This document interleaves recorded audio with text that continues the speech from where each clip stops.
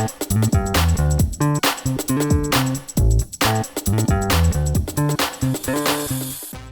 and welcome back to YPN, your property podcast. My name is Michelle Kearns, and today we've got Mark Winship with us. Hi, Mark. Hi, Michelle. How are you? Great, thank you. It's great to have you on. And I'm just going to do a quick intro for people who don't know about you already. So, Mark, you are a property developer, coach, and hospitality expert. You built a multi-million-pound property portfolio, and you are the owner of Gateway Accommodation and Stay New Forest, which are operating apart hotels, holiday lets, and serviced apartments across the UK.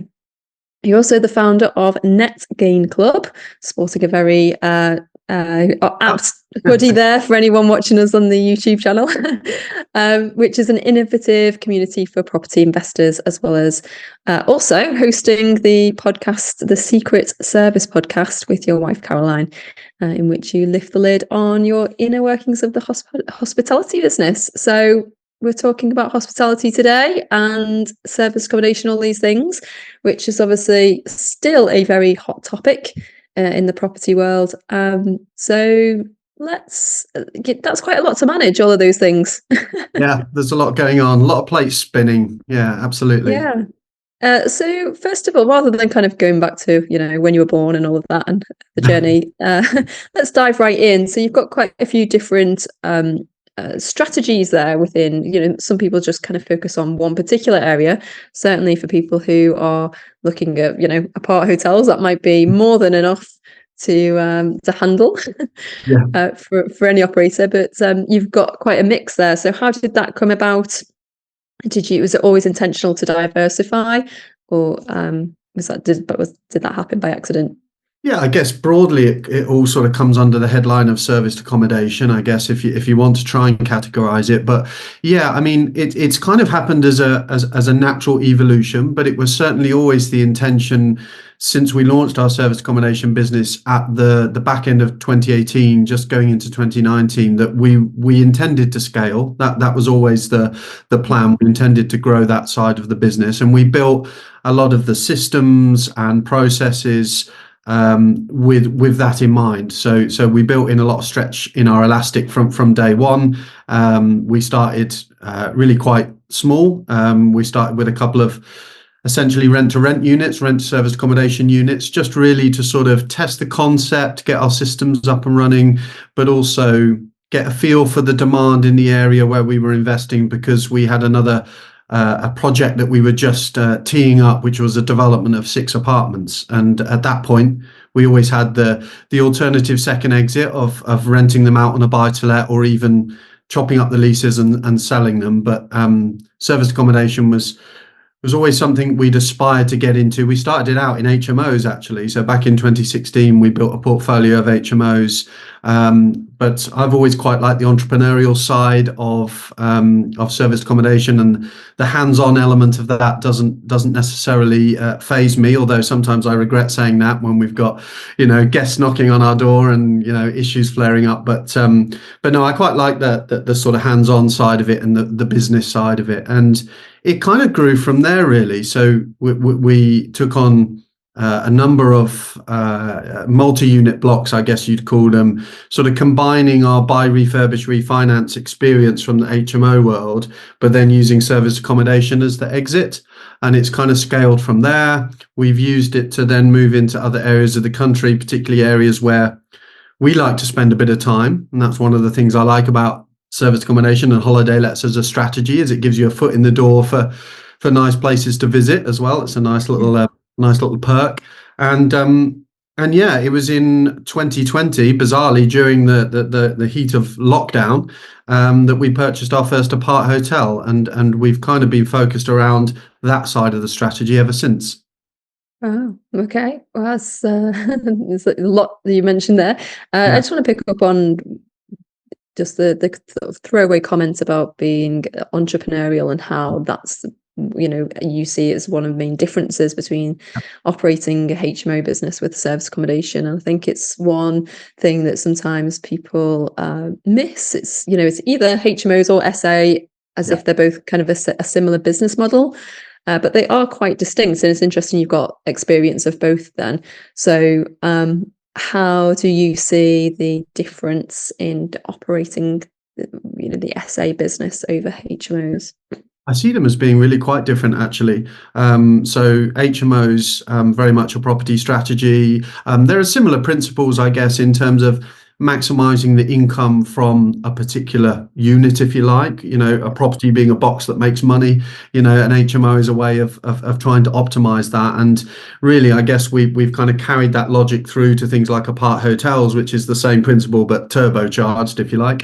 But service accommodation is almost not a property strategy at all. It's a business. It's a hospitality business, and that's what I say to anyone who's looking to get into it. You need to understand that this is not a set it and leave it. This is not a passive kind of recurring income strategy. That the potential for very high cash flow is definitely there, but you certainly need to work for it. Now, don't get me wrong, as we have done, you can certainly build your systems and build your team to make sure that you're not the one that's necessarily dealing with the guest day to day and involved in all the inner workings. But certainly in those early days, it's a very hands-on strategy. It's very active, and I think people need to get into service accommodation with their eyes open from that point of view. Otherwise, they're potentially in for a bit of a shock. But equally, the flip side of that is the positives. Is my experience from HMOs.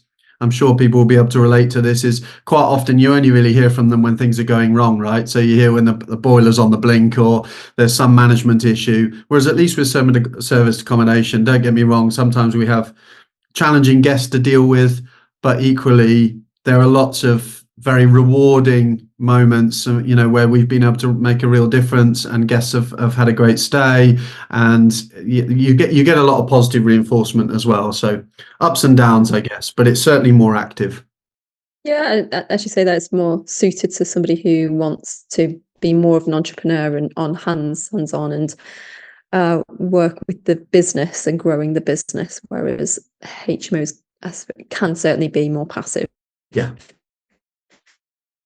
So that's interesting. And have you kind of parked the HMOs for now and just focusing on growing the SA side of things, or are you still looking to invest in both? I wouldn't discount still investing in HMOs. We are actually looking at some potential HMO options at the moment. So I wouldn't, but that's exactly how that fits within our thinking. Is that if we're looking for a more passive strategy where we're looking to potentially still get the benefits of buy, refurbish, refinance, but then get a passive income stream to sit alongside the serviced accommodation, then HMOs would probably be the way we would look to go. But as it currently stands, we're certainly all in on the serviced accommodation business. We've got one HMO still from the previous portfolio, but the rest of that portfolio we did actually sell on and consolidate in order to invest more in particularly the apart hotel strategy, which is really our main focus at the moment. So we've got two apart hotels that one of them we own, one of them we've currently got on a lease option,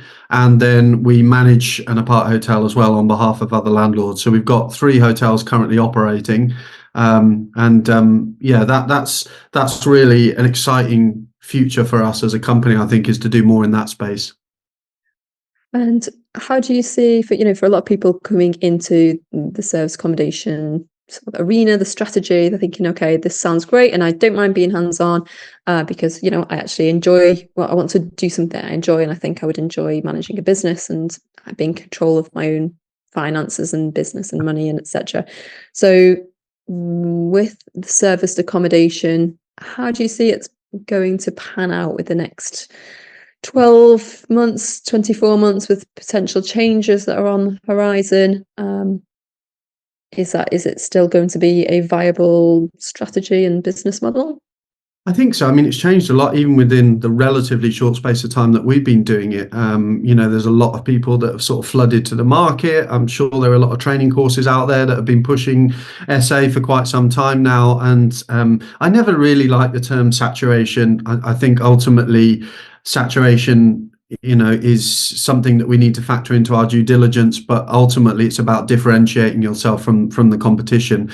But having said that, when with a strategy as fluid as something like service accommodation, where your nightly rates can change almost on a daily basis, then the impact of having, you know, a lot of competition in the area can have quite an immediate effect on the rates that you're able to achieve at different times of year. So it's changed a lot over the last few years, but it was always likely that regulation would come into the service accommodation industry, just the way it did in HMOs. And actually, the likelihood is, nobody knows, nobody has a crystal ball yet.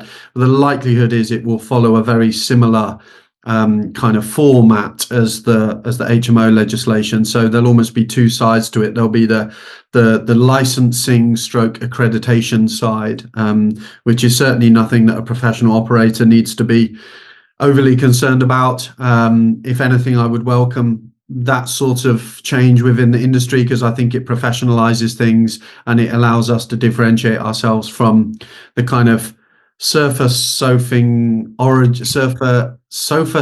did I get the wrong way around? Sofa surfing origins of things like Airbnb. So I think that's welcome.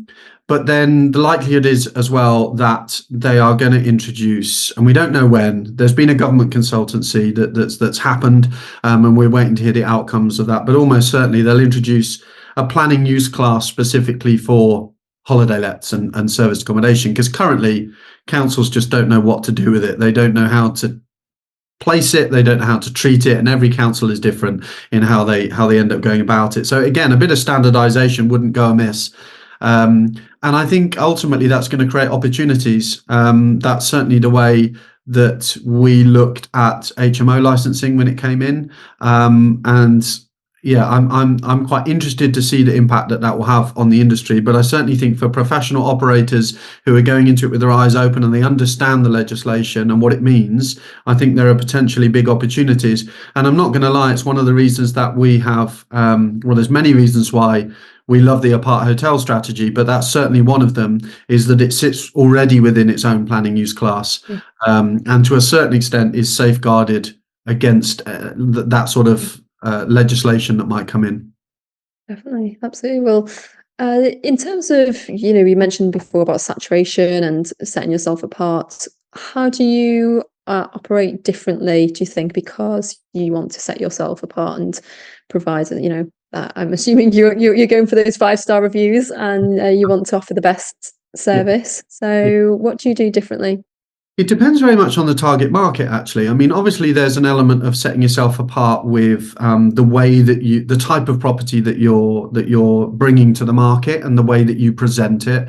I think the days of a grey feature wall and some mustard coloured furniture, accent furniture, as being enough to really stop people scrolling on sites like Airbnb, that's probably long gone, you know. And it really is about now, you know, really going to town on the kind of interior design and how you're staging the property and making sure you've got professional photography, all of these things that help you just stand out in that search listing. But then the flip side of it is your service as well, and it comes down to your professional service. And I'm really fascinated by how you go about systemizing the personalization of things, because obviously, you know, we would all love to be able to give each of our guests, go above and beyond and offer them a really real personal service and find out why they're staying and leave them gifts and whatever it might be. But realistically, if you're going to scale a business, we're operating 59 units currently. That suddenly becomes a lot more challenging. So it's how you can set up your systems and build a team where you're able to at least give the impression to every guest that stays in every one of your properties that they feel well taken care of. They feel like they've had the personal touch, and that although you are running a hands-off remote business, it doesn't feel like that to the end user, if you like. Yeah, I think that's really important, getting the balance right. I remember listening to a podcast from the founders of Airbnb, actually, and they were talking about creating the 15-star experience and, you know, make a list of all the things that they could possibly do. And while it's probably not realistic, you know, for most people to, and certainly in the scaling stage, there are things that we can do to stand out as well. So how does the client feel like they're getting a personal touch when you've got so many units? Yeah. And I imagine most of your operations are standardized now. Yeah, so again, I go back to the point I was making about target market, because we cater to a number of different target markets depending on the location of the property, the type of the property. So we've got some service apartments and our hotels as well, which are very much working stays, and therefore, going to town on elaborate soft furnishings and a real luxury welcome pack, you're probably you're overplaying it there. It's not required, but what they do require is super fast Wi-Fi, a really seamless check-in process. They need to be able to get hold of you whenever they need you, but without having someone fussing around them all the time. They need to be recommended, ideally hand-picked places to eat and order food and stuff like that, because they're dropping into the area for a work contract and they need to be able to just pick it up as if they live there. So that's, for me, I think when people think about personalization, they think about the sort of the glamorous side and the luxury hampers and that side of things. But sometimes personalization is about just understanding what does your target market actually need from their stay. And then we have the luxury holiday let end, which is very much that. It's about experiences. And I think we recently set up a new holiday let management company down in the New Forest called Stay New Forest. And I think what we've quickly realized is that there are lots of lovely places to stay in places like the New Forest and other leisure locations around the country. But really what's going to make the difference is how you're able to add value to the experience that they have on their holiday. And if you can link your brand to the memories that they've created, then that's your best chance of getting kind of repeat custom and people coming back to you and that side of things. So we're putting a lot of time and effort into linking with local suppliers. We offer all sorts of upsells and experiences to our guests in our luxury holiday lets, from cycling tours of the forest to foraging experiences to private chefs. So almost it gets to the point where the accommodation is secondary to creating the whole experience for them. Yeah, I think there's two distinct parts, isn't there? There's the advert that people first see, and they need to be attracted to that by visually what it looks like, and the reviews. And then there's the experience once they're there. And I love this idea that you just said there about linking memories to your brand. That's very powerful, I'm sure. So just picking up there on what you said about the different guest profiles that you have, and they're very different if somebody's, I suppose, having a holiday in the leisure in the New Forest versus a contractor in a different location. So with new properties that you're looking for, are you looking first for the demand and the type of guest, or do you look for the property first and then see who can stay?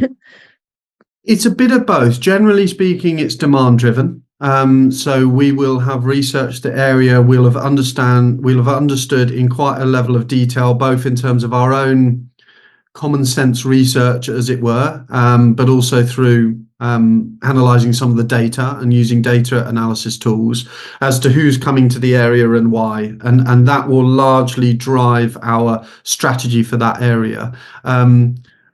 It's not always quite, it doesn't work quite as seamlessly as that sometimes with apart hotels, because obviously it's a much less competitive market, and the market isn't flooded with hotels for sale. So sometimes opportunities come up where it's in a new area, but the property itself ticks all the boxes that we would look for our apart hotel model. But then the due diligence process is exactly the same. So we just reverse engineer that to see if the area has enough demand to warrant us, taking the plunge and taking on a big project like that. So I would say essentially it's demand driven. And I'd always say, make sure you understand who's coming to the area and why, who are the big employers, are there universities and hospitals and airports and conference. We tend to like prefer to operate where there is a mixture of target markets, where you've got the the staple kind of working stays, taking care of your Monday to Thursday, if you like, with the opportunity to then generate some profit at the weekends with leisure stays. So that's kind of essentially what we're looking for. But yeah, I think understanding the area in terms of demand is your number one thing to get right.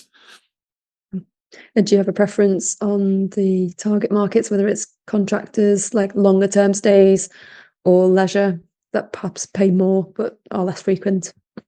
Yeah, I mean, we've got great examples of both, and there are pros and cons to both, definitely.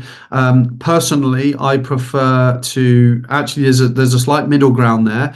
We don't actually do too many contractor digs, as it were. We tend to be more working stays, kind of white collar, engineers, corporate travel, that side of things. So I quite like it where there's a strong market for that, where, as I said, you've got hospitals is a great one, universities, not for the student market itself, but for kind of visiting lecturers and graduations and that sort of thing. So I like that sort of market because I feel like that reduces the seasonality. High leisure, if you like.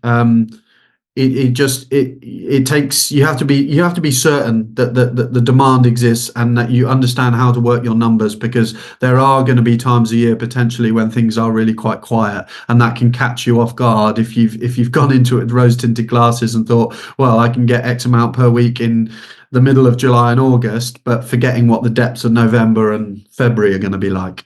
Yeah. And you mentioned that there's if you can get that mix of having leisure at the weekend and contractors or white collar on the week, that's the ideal. But how do you cater for both in one property? Because I imagine there's the two very different needs from different guest profiles. Yeah, it's a bit like a Venn diagram, isn't it? They kind of meet in the middle, but there's the luxury end of things wouldn't cross over with your working stays. That's a whole different product, a whole different service. But there's certainly a crossover with sort of working stays and family stays. For example, we've got serviced apartments that during the week do a really good trade with.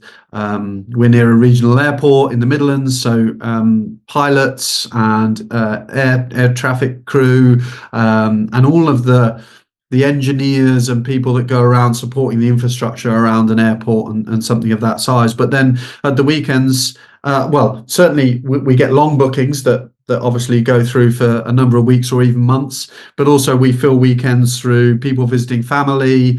And to be honest, as much as we really learn our target market inside out within the areas that we operate, it never ceases to amaze me the reasons that people have to stay in serviced accommodation. There's just when we think we've seen it all, we get a lot of insurance jobs, so where people have had floods, so that's a hot topic, isn't it, at the moment, had flooded properties or are having building work done and they need to move out for a few days or even a couple of weeks.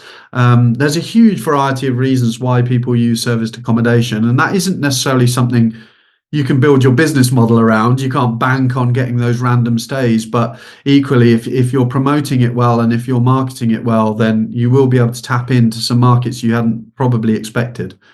Yeah, and for the example of the insurance, would you just receive a request from the guest to stay, or would you be dealing directly with the insurance company?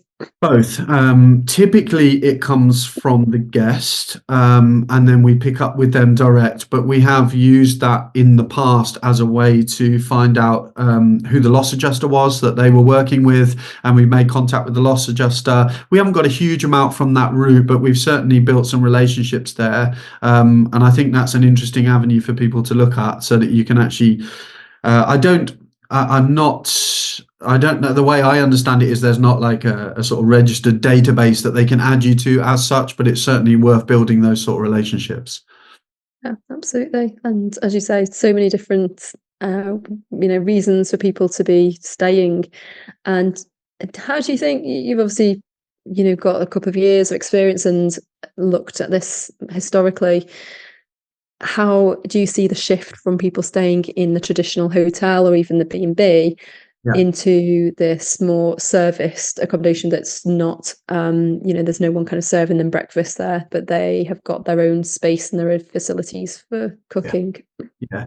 Again, it's very much related to the target market, I think. But I definitely see, particularly within working stays, people are, when they're traveling for work these days, they're very budget conscious. They're also very conscious. I guess like COVID's had a bit of a part to play in this, but they're very conscious of their own space. And I know we had a group of engineers actually that booked one of our serviced houses. We're going back a good 18 months or so now, who basically, I met them outside the property actually. A rare example that I actually went out to a property myself to meet with them. I think there was an issue with a lockbox and I happened to be in the area and I got chatting to them, and they could essentially have just written our marketing material for us, because they were saying, oh, this is absolutely, they hadn't even walked through the front door yet. This is absolutely ideal for us because our company books our accommodation. They move us around from pillar to post. We're bouncing around different hotels. The novelty factor of eating out when you're working away from home, I think that wears off pretty quickly. They just want somewhere to crash where they can make a bit of food, relax in their own space, but have that flexibility of space so that you're not basically living out of a suitcase and sitting on a hotel bed and that sort of thing. So I think there is and continues to be a really strong demand for that side of things. Equally, going into the apart hotel space, that's obviously a market we're really trying to tap into. You've got the convenience and the flexibility of a hotel format, but we've got self-catering facilities, we've got laundry facilities that make it suitable for longer stays. But then for some people, and they are the minority, but there are some people that still need help, if you like. You need to educate them on the model, because they turn up to a hotel expecting their room to be turned over every day and expecting someone at reception that can just nip up and help them with something. So we have to find ways of replicating that service without, all of our facilities are remotely managed. We don't have staff on site at any of them. So that can be a challenge. But yeah, I think that's where the demand is for that flexible space, particularly people who need to travel together and share. Booking multiple hotel rooms is difficult, whereas if they can split the cost of a house, then it just makes it so much more cost effective. True. And you're mentioning systems there. Presumably you've kind of got the systems in place surely to have that many number of units that the systems are kind of ticking over. I'm curious, have you looked into any developments with AI at the moment? Because there seems to be an AI bot popping up on every website now.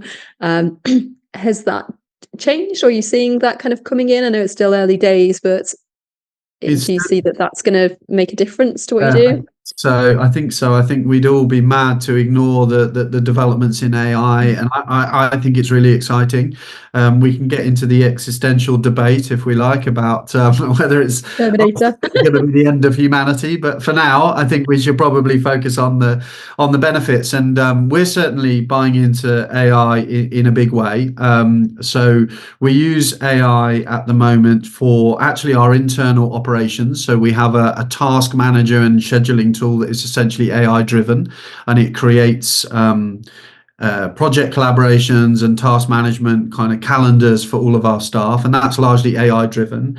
We're using AI. We haven't completely made the switch to AI guest communications. I know there's already some early adopter kind of stuff out there where you can have AI chatbots and this, that, and the other. We've not made the plunge yet, because for the moment, that personal touch and that service that we offer, we want to keep that, well, delivered by a human essentially, but we want to keep that in-house for now. But I'm certainly open-minded to it, and I'm certainly keeping a very close eye on those developments, because I think it's really quite exciting. We use AI quite a lot for writing copy, for writing material that might go on the website, blog material, all of this sort of stuff. So I think it's a really exciting space, and it's going to be really intriguing to see where we are in another year or 2 years' time, to see how much AI has had an impact. Yeah, certainly is fast tracking a lot of people who are using it, that's for sure. Yeah. Um, and so on that then, where do you think, at the speed that things are changing at the moment, the next, let's say 12 months, what do you think that holds for the industry? Well, it's going to be interesting because you could make a case for two almost completely different directions. Almost inevitably, AI will become integrated into things like serviced accommodation. It's already happening. We're already seeing. I was ordering something off the internet the other day, and it was pretty obvious that the chat bot that I was speaking to was AI driven. That's almost becoming part of our reality very, very quickly, and I think it's really exciting to see how efficient we run a very lean machine already. We've got 59 units, as I said, including 3 hotels, and we're a team of 4 people, and only 3 of those really hands-on in the day-to-day operations. So we're already of that mindset where leveraging systems and technology is helping us to be super efficient, and AI is only going to add to that. On the flip side, there's an argument that actually people will become a bit what's the word, like have AI hangover, if you like, and will really relish the personal touch and the human touch. Yeah. And I think the whole experiences side of things is going to become a really, really big thing over the next few years. It's going to become a lot more than just about taking your property and sticking it on Airbnb and trying to make some cash. I think it's about creating an entire experience, and whether or not we can leverage AI to help with that. But I think the personal touch and making people feel like they are being looked after and taken care of, I think will also be an outcome of the whole AI revolution. Yeah, I agree. Both. Yeah. Some exciting times, that's for sure. And business-wise, going forward, what's next for you? Um, More in the apart hotel space for sure. As I said, we've got an apart hotel down in Somerset that we currently have a lease option. So we are busy optimizing that at the moment and getting that up and running with a view to purchasing that in the next few months, hopefully, to add to the portfolio.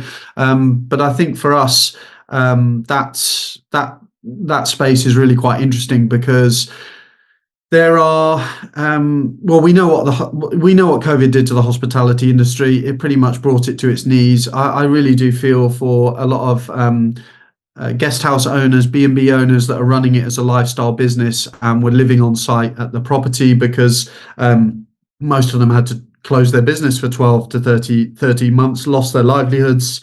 The relatively modest hospitality grants will probably have just, if they kept it afloat, probably just push the can down the road a little bit further. And we saw some immediate casualties from that, some bed and breakfasts and guest houses coming to the market. And I think we're probably only just seeing the beginning of that, because a lot of these businesses have had to try and run uninterrupted for a year or two after COVID before they can even contemplate exiting on their own terms. And that's exactly the kind of property that we're looking for. We're looking for a guest house or a B&B where the owners have been living on site. So the space from an income perspective is incredibly under optimized. We convert the owner's accommodation, we convert all the ancillary spaces into more lettable space, and then we operate it as a smart hotel that we manage remotely. So that's a model that I think still has a huge amount of legs in it. So I think that's gonna be our focus, more opportunities in that space over the next couple of years. Yeah, absolutely. And any particular locations, just in case anyone's listening and got Well, I can tell you where we're currently operating, because it's always good to, where you've already got the systems and the team in place. So we're down in Southampton and the New Forest.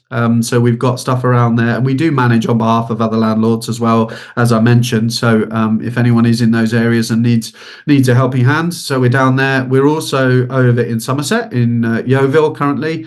And then we've got a portfolio where I'm currently sat now in the East Midlands, so around East Midlands Airport, sort of in the golden triangle of Derby, Nottingham and Leicester, kind of sat within that. So but equally, when it comes to an apart hotel, usually when you're looking at a new area, it's tough to just take on a single unit because you've got to replicate an entire cleaning team, maintenance team, etc. But an apart hotel essentially represents, let's say, 15, 16, 20 plus units. So it's a good enough reason to take a look at a new area and build a business around it. So we would look at any opportunity like that. But yeah, that's the areas we're in currently.